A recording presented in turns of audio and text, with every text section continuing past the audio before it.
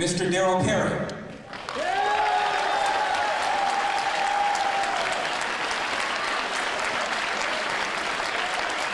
Born and raised in Birmingham, Alabama, my mom's home state. He's had a career as an author and as a host in TV and in radio. He's co-founder and co-chair of the New Hampshire Tea Party, and now owner and managing editor of Free Press Publications.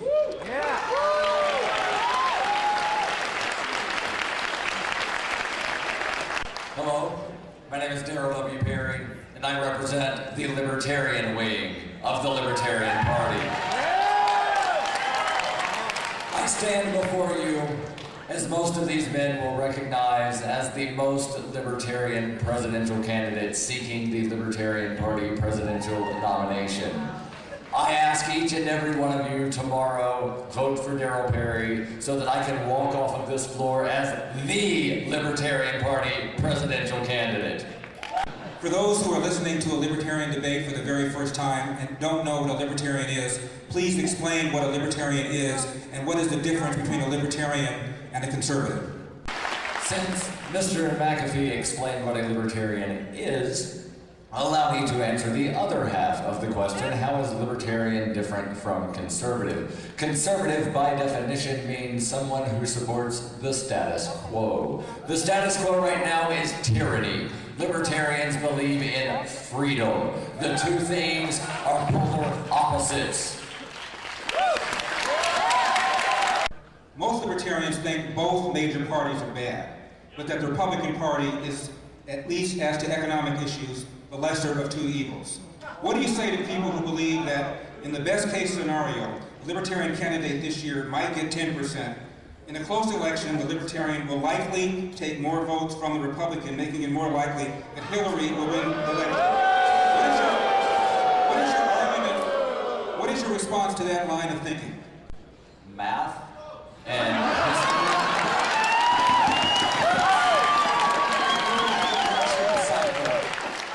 There are exit polls that are done and questions asked of voters that vote for libertarians. If the Libertarian were not in the race, who would you have voted for? And it's almost even split between Democrat and Republican, with a sizable number that would say, I would not have voted otherwise. Woo! Donald Trump, when asked to name 3 functions of government, said national security, health care, and education. Where did he go wrong? I would say that it's a flawed question that was asked of Mr. Trump. They probably intended to ask what is the legitimate function of government, and I would say there isn't one. Although the Declaration of Independence does say that governments exist with the consent of the governed and are supposed to protect life, liberty, and property. So if there is a government, that's the function: protect life, liberty, and property. But I think you're smart enough to be your own government. Should illegal immigration be stopped? Do you believe in open borders? If so, what does open borders mean? No human being is illegal. What would open borders look like under President Perry? Well, I'll tell you, we already have the policy in place. We just need to remove parts of it.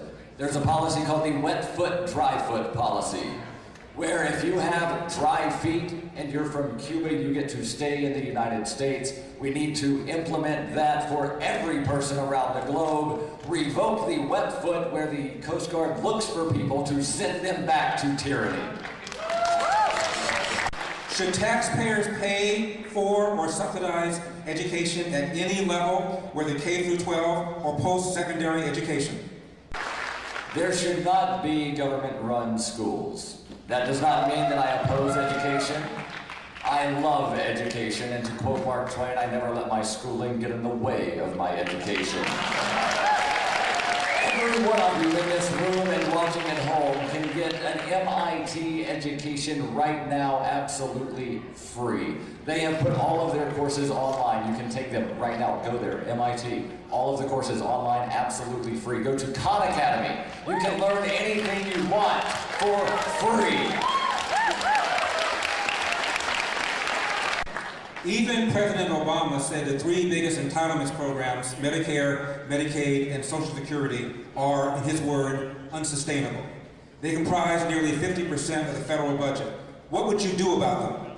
As with everything, I believe they should be completely voluntary. How many people in here, and I actually do want a show of hands, love grandmas? How many of you would donate money to feed grandmas? I did not see a single person that did not raise their hand. That's how you fund Social Security, Medicaid, and Medicare. If you don't believe government should force people into some sort of Social Security or forced savings system, what happens when someone has grown old but was too indifferent or irresponsible to have set aside savings? What should happen to that person? I believe I answered that question in the answer to my last question. People here that like grandma would donate to grandma. You would have voluntary mutual aid programs as we did before the government took over Social Security. Forcing people to do things is always wrong. It doesn't matter what good you do with the stolen money. Does global warming or climate change pose a threat to the planet? Has there been global warming? Well, allow me to present Exhibit A. There once was an ice age, and now there's not. The real question is, should the government do anything about it? And I say no. What taxes, if any, do you believe in? How should government fund its essential duties and obligations? With all due respect, your question is invalid because it presumes there are essential duties of government. If you want NASA to exist and send things into space, write a check to NASA. If you want the U.S. military to drone bomb children in the Middle East, write a check to the U.S. military, but don't force me to pay for it. Should there be a minimum wage? If not, how do you prevent employees from, as the left often says, exploiting workers? I have a question for those that actually support a minimum wage, and hopefully it's nobody in this room, so look at this as rhetorical. As a small business owner, there are times when I actually don't make the minimum wage based on the amount of hours that I work versus what I bring in. So my question to you is, if you support a minimum wage, who should I steal the money from to make up the difference? Should government, whether state or local, fund infrastructure, roads, bridges, sewers, electrical grids? And if government does not do it, who or what will? I'll do my best to answer this in 30 seconds. We're in a hotel. Hotels thrive on having customers stay in their hotel, which means people need to get to their hotel, which means that people are probably coming to visit and do stuff. All of these places thrive on customers, meaning that they need a flat surface for all of their customers to come and go from. Businesses will be incentivized to have these flat surfaces called roads. We don't need to steal the money. Let the people who thrive from them pay for them. Assume someone has a pre-existing medical condition and cannot get health insurance. What would you do about it? Well, it's not the president's responsibility to make sure that anybody has health insurance. Let's look at St. Jude Hospital for a moment. They take care of children that have cancer. They don't charge the families a dime. They thrive off of private voluntary contributions.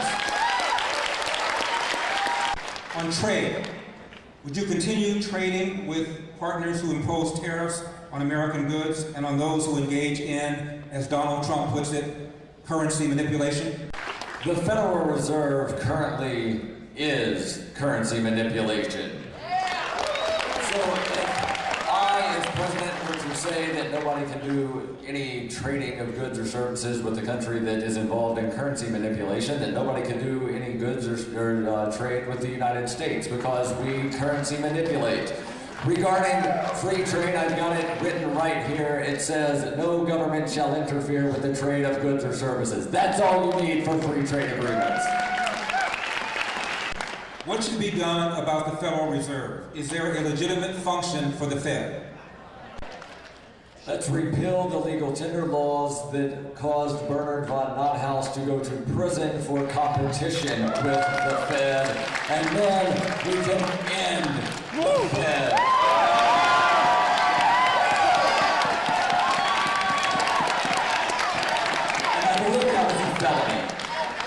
Mr. Perry, are there any government cabinet positions you would retain? No. The question is, which one would I eliminate first? And, well, you know, let's just go alphabetical. That's the easiest way. What do you think of the Iran deal? Does it pose a threat to Israel? And if so, is that a concern of America? Despite the fear-mongering, Iran and the companies within Iran were not trying to build nuclear weapons. They were trying to build nuclear energy. The Iran deal allows them to continue doing that. However, there's a lot of U.S. taxpayer money that goes to Iran. So there are parts that are good, parts that are bad. I've not read the document, so I don't know if the good outweighs the bad, but probably not. President Obama has called the Hiroshima bomb an act of evil. Do you agree? Absolutely. Whenever you nuke a large city and kill, what was it, millions of people, that's absolutely deplorable. President Obama was the first U.S. president to go to Hiroshima since the bombing. However, he did not apologize, and I will as soon as possible. Do you believe radical Islam poses a threat to Europe, America, to Western civilization itself? We, the members of the Libertarian Party, rise in opposition to the cult of the omnipotent state. Tyranny is tyranny and hides behind many religions, but the tyrants are doing the hiding. Freedom is the answer, not more government, not blaming people's religion because tyranny is the problem. Was it wrong for America to have intervened and fought in World War I? Was it wrong for America to have intervened and fought in World War II? You most certainly have the right to defend yourself, but you do not have the right to provoke someone to attack you in order to defend yourself.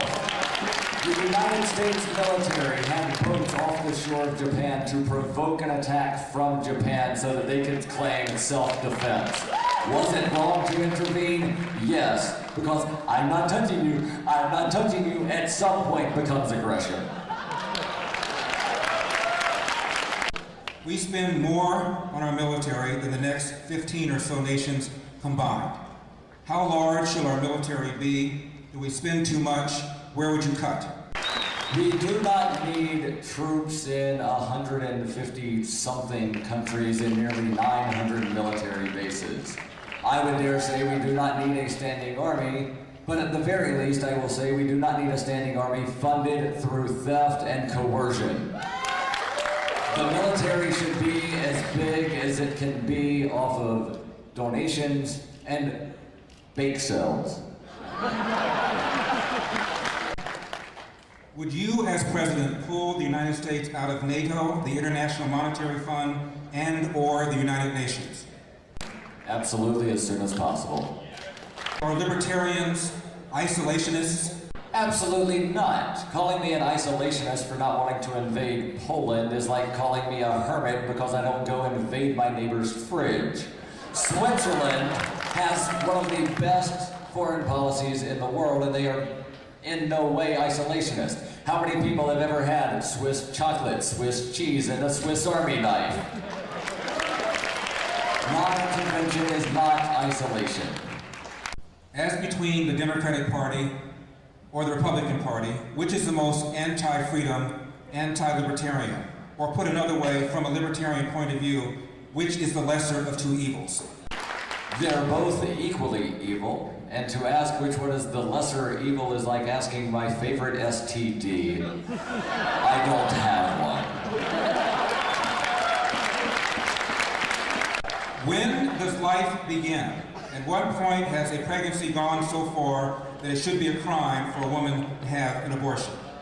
The question of abortion is one that is intended to just divide us. I do know that government should not be involved. Money should not be stolen from anyone to pay for any abortion or any abortion alternative services.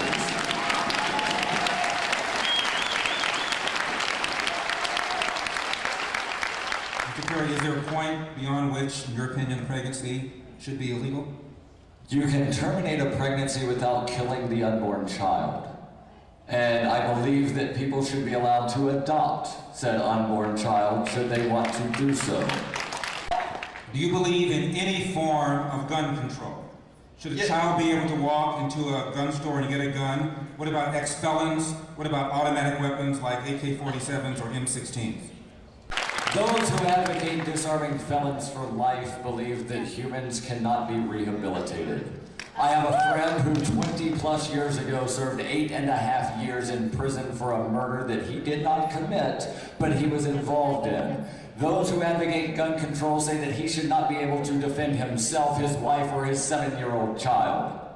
I support the right to self-defense, regardless of someone's past, because I believe that humans can rehabilitate themselves.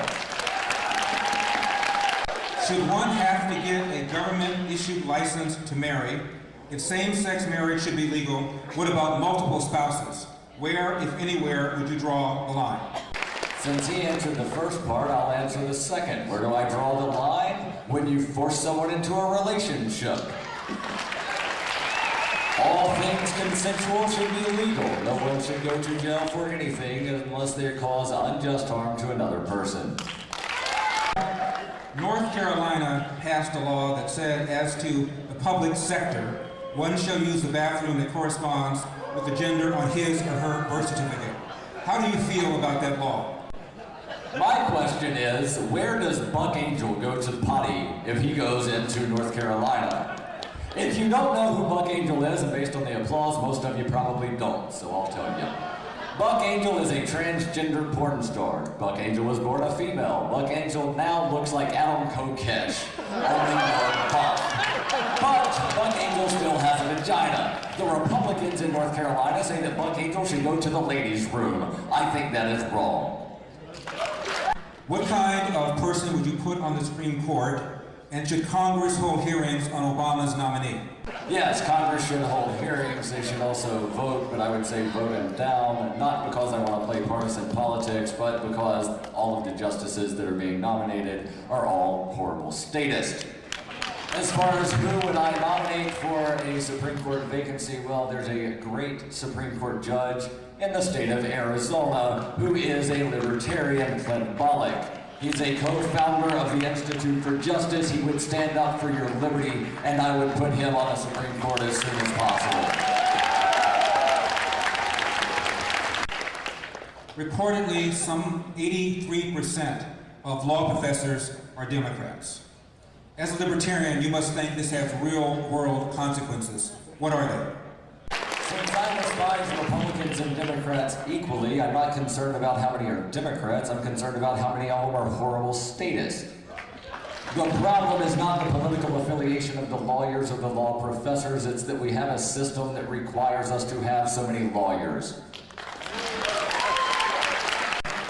If a parent chooses not to send his or her child to school, should the government intervene? Absolutely not. The government should not be concerned about where a child is or is not at any given time. The government should not be running the schools. The government should not be intervening when people decide to let their child walk down the street to go to the playground. Should all drug use be made legal or decriminalized, whether marijuana or heroin? And what do you say about people who argue that if you do that, it would lead to more rampant drug abuse? I read statutes for fun, and so far I have yet to find the word tomato in any statute. But I don't think anybody here would say that tomatoes are not legal. I think that every substance, whether it be cannabis or crystal meth, should be absolutely as legal as tomatoes. There should not be any regulations on how much you buy, grow, sell, possess, consume, sell to your neighbor, give to your neighbor, throw in the air to land on the ground, wherever it may be. No regulations. Everything should be as legal as tomatoes. If you believe in legalizing all drugs, would you at least make certain drugs illegal for children? As I said, everything should be as legal as tomatoes. I think people are smart enough to know not to give heroin to a child unless under the direct supervision of a doctor. I don't think that people should go to jail. And again, I'm guessing you're defining child the legal way, not the medical way, and those are two distinct things. But again, people are smart enough to know not to give horrible, horrible things to children. Let's look at Portugal, and I'm going over time because everybody else has. Let's look at Portugal for a second. They decriminalized everything 15 years ago. Drug use, drug abuse dropped drastically. Everybody's safer because they're not afraid to go get help if they need it. Right now in this country, people are afraid to go get help because if they go to the doctor will call a damn cop.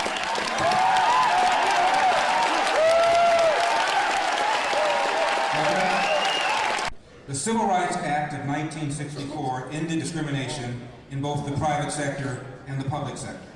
Senator Barry Goldwater voted against it for libertarian reasons. He did not feel it was the government's job to tell a private business owner what to do. Senator Al Gore Sr. voted against it because he opposed integration. If you had been in the Senate, how would you have voted? Allow me to give everyone a history lesson. The segregation in the South was not because necessarily of racist business owners, it was because of racist legislators telling the business owners that they had to segregate the lunch counters. In Virginia, it was business owners that helped the protesters violate the statute by saying, "Come into my business, violate the law." That should have been outlawed. The forced discrimination should have been repealed. That is the only thing the Civil Rights Act should have done. Should someone have to have a government-issued license to drive a car? The government requires licenses for far too many things. The government requires licenses for people to broadcast radio. The government requires licenses to get married. They require a license to drive. What's next? Requiring a license to make toast in your own damn toaster? Absolutely not. You now have 60 seconds to make a closing argument.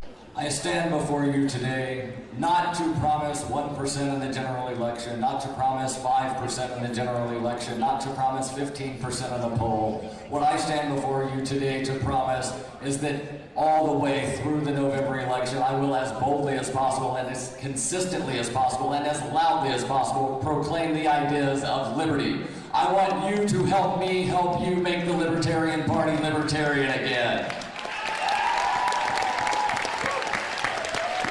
If you want an actual libertarian on the ticket, and you want to help the Libertarian Party actually be libertarian again, not with a watered-down message, but with an absolute message of freedom on every issue, every time, vote for me tomorrow so I walk off of this stage, the Libertarian Party presidential nominee. Ask a Libertarian Facebook fan page is spreading awareness of libertarianism and informing non-libertarians while empowering those who support liberty on a daily basis.